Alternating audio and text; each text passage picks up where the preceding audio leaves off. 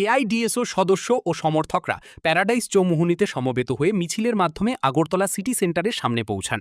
সেখানে অনুষ্ঠিত প্রতিবাদ সভায় বক্তারা অভিযোগ করেন, নিট পরীক্ষায় একের পর এক অনিয়ম ও দুর্নীতির ঘটনা দেশের শিক্ষা ব্যবস্থার উপর আস্থা নষ্ট করছে।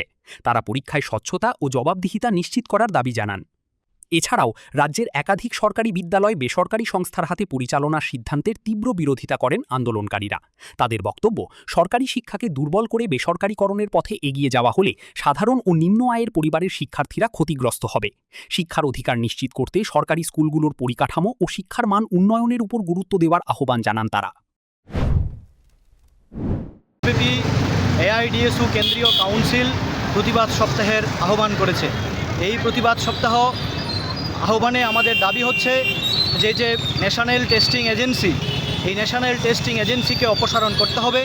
কারণ ন্যাশনাল টেস্টিং এজেন্সির এই নিট পরীক্ষার কেলেঙ্কারির সাথে যুক্ত এবং এই নিট পরীক্ষা কেলেঙ্কারির সাথে যুক্ত দোষী ব্যক্তিদের দৃষ্টান্তমূলক শাস্তি দিতে হবে।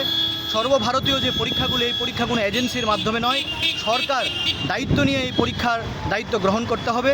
তাছাড়া এই যে সরকারি শিক্ষা ব্যবস্থা সারা দেশব্যাপী নিচের দিকে নামছে, সরকারি শিক্ষা ব্যবস্থায় কোনো বাজেট বরাদ্দ করছে না। আমাদের রাজ্যেও আমরা দেখছি যে সরকারি শিক্ষা ব্যবস্থাকে মার্চ করে বেসরকারির দিকে নিয়ে যাওয়ার চক্রান্ত চলছে এবং সারা ভারতবর্ষব্যাপী শিক্ষকের যে বিরাট স্বল্পতা, আমরা চাই অতি দ্রুত এই শিক্ষক স্বল্পতা দূর হোক।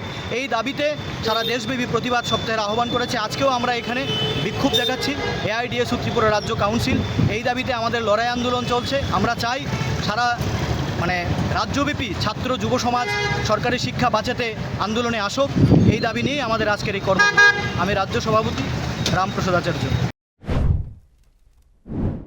বিক্ষোভ কর্মসূচি থেকে নিট পরীক্ষার দুর্নীতির নিরপেক্ষ তদন্ত, দোষীদের দৃষ্টান্তমূলক শাস্তি এবং সরকারি বিদ্যালয় বেসরকারি সংস্থার হাতে তুলে দেওয়ার সিদ্ধান্ত অবিলম্বে প্রত্যাহারের দাবি জানানো হয়।